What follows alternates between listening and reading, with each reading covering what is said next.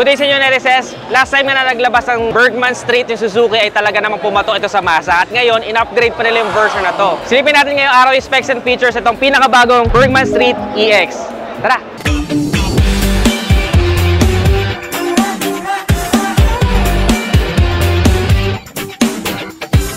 So ano nga ba bago sa motor na to, Nerices? Magsimula tayo sa makina. We still have our 4-stroke single overhead cam, single cylinder engine that can produce a maximum power of 6.3 kilowatts at 6,500 RPM and a maximum torque of 10 Newton meter at 5,000 RPM. Ngayon, meron na po siyang stop and start system kaya mas matipid na po siya sa gasolina. Sa katunayan, Suzuki claims it to have 52.6 kilometers per liter. Dahil din yan sa New AD Alpha engine which will give you power and acceleration pero mas matipid pa rin sa gasolina. It is still 125cc, fuel injection, air-cooled, with a bore and stroke of 52.5 by 57.4 millimeters. Of course, automatic with CVT transmission. Dito sa bagong version ng Bergman Street EX LSS, meron na din tayong rich and elegant design. Kung makikita nyo, medyo nagbago na yung kulay niya. For the front looks, ito yung isa sa mga nagpaumpisa ng isang 125cc na parang kayang bumiyahe ng malayo doon sa looks niya. Para siyang somehow maxi scoot. So makikita nyo, meron siyang windshield, 425cc. Isa yung Bergman Street sa nagbago sa liga niya. At the same time, for the headlight, we have here split LED, may daytime running light din tayo dito, and some chrome accent, ongoing, minimalist pero elegante. Of course, hindi mawawala yung ating Suzuki emblem here. For the fender, napakataba po niya dahil medyo may pagkabilugan ng motorsiklo na ito. And then, we have here our turn signals na really stylish in my eye. For the braking system, we have here single hydraulic disc and Nissin na single pot caliper, and meron naman tayong size ng gulong dito na 90 by 90 by 12. Isa rin po ito sa mga upgrade niya, which is andun sa may likod. So kadalasan kasi ng complaint doon sa likurang bahagi niya, Nerices, marami sa atin naghahanap na sana 12-inch na rin yung wheels niya, which is pinakinggan tayo ng Suzuki. Ngayon ay 12-inch na rin po yung kanyang wheels. We have here 100 by 80 by 12 na rear tire size. Tubeless na rin po yan. For the rear brake, we have here drum brake. Sa suspension, meron tayong telescopic forks sa unahan and swing arm type oil dump naman sa likuran. At dito yung kanyang airbox and yung kanyang CVT. Of course, isa sa pinagmamalaki ng Bergman Street, meron pa po siyang kickstart. Kadalasan kasi sa mga scooter nowadays, wala ng kickstart, diba? So we have the peace of mind. Pag na-discharge, meron pa tayong backup. Pagdating naman sa side looks niya, Nerices, makikita nyo yung shape niya. Medyo patulis siya na ganon. May kabilugan siya pero parang siyang bullet dahil medyo patulis pa rin yung dulo niya. At the same time, isa sa mga na-upgrade sa kanya is yung kanyang design. Rich design na siya, which is etong makikita nyo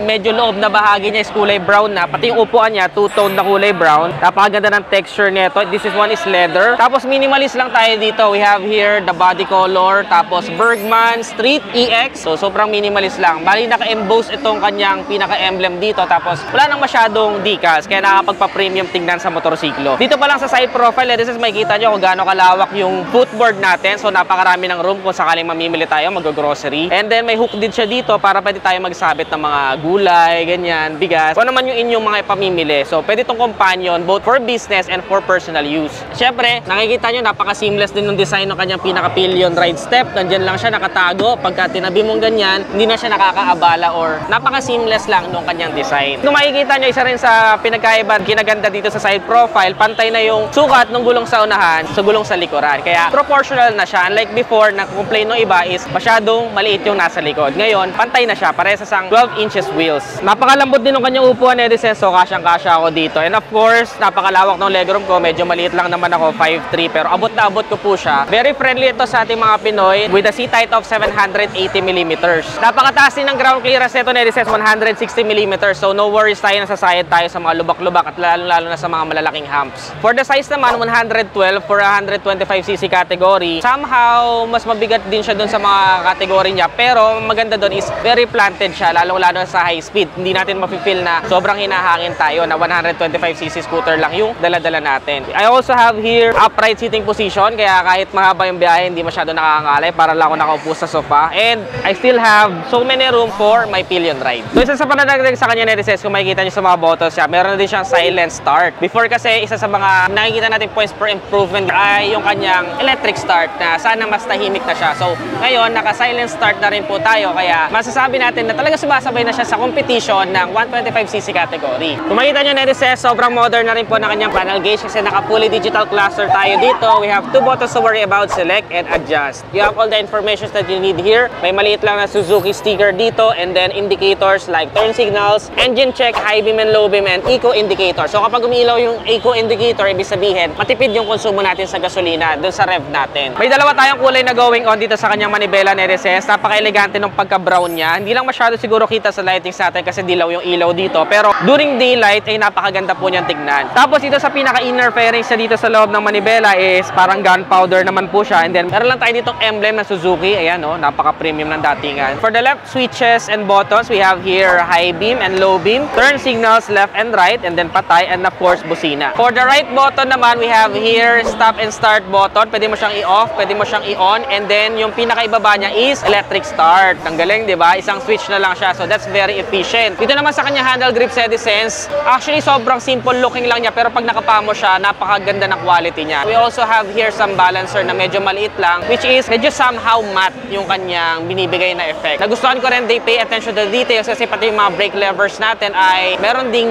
matte paint job na kulay black. For the side mirror, meron lang tayo ditong simpleng parang stick. For the stem, sakto lang naman yung taba niya for its category, and then parang dahon type naman yung pinaka side mirror. Pero ito parang sobrang compact na itong tignan. Very sturdy naman yung feel na itong isang to. Ito napakaganda na RSS, yung fairing siya dito sa loob is kulay brown, and of course yung pinakabukasan niya dito ay kulay black. Tapos ito yung parang gunpowder color naman dito sa may gitna. Parehas dito sa manibela. Siyempre pag binuksan mo to, meron siyang charging port. USB ready na po yung charging port niya, Netizens ha. Kaya hindi mo na kailangan bumili ng mga adapter, no? So syempre, testing natin kung kasya ating iPhone 14 Pro Max 1TB. Fully pay. Ang lalim ah. Kasyang-kasya. Of course, meron din tayo ditong designated hook para sa ating mga pinamili. Bukod sa hook dyan, meron din siyang hook dito sa pinakailalim ng upuan. Carabiner hook yun nandito. Oh. So, may lalak mo siya into place para hindi mabuwal yung mga pinamili mo or matanggal sa pagkakasabit. Kita nyo kung gaano kalapad yung seat niya, Netizens. So, kanina nga nung inupuan ko, super comfortable. Two-tone pa yan. Black yun man dito sa gilid, tsaka dito sa unahan. And then, mayroon din siya stitches. So, nakapagpa-premium siya. Buksan natin. Oh, diba? So, napakalaki ng kanya seat storage, Netizens. So, kasya na yung mga pinamili natin dito. Of course, yung mga essentials natin like jackets, raincoats, and papeles ng motorsiklo. Also, we have here 5.5 liters of fuel tank capacity. And kagaya nga sinabi ko kanina, 52.6 kilometers per liter. Napakatipid na nun. So, bago mo maubos yan, malayo na yung napuntahan mo. Kung hindi naman kasya dito yung helmets ninyo, meron naman siyang dalawang designated hooks. Pwede nyo isabit dyan. For this one, kasya yung ilang full face helmet. Depende of course sa brand and sa sizes. For the grab bar sa ating pillion ride, kung nakikita nyo, napakalapad po niya. So, that gives us a very sturdy feeling, and talaga mapagkakatiwalaan natin to. Lalo-lalo na yung mga angkas. Mas gusto nila yung grippy talaga para comfortable sila na kumapit.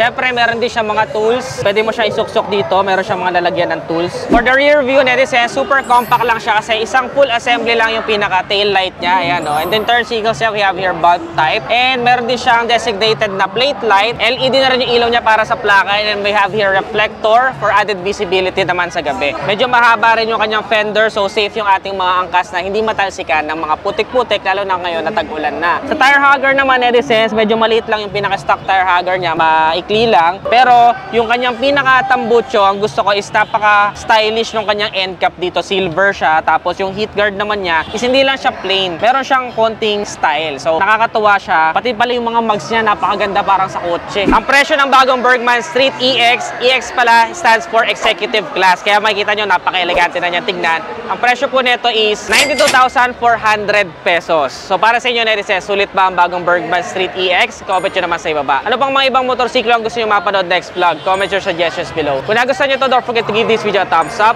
subscribe. Again, this is Ted Adriano. Always keep it cool and ride safe always.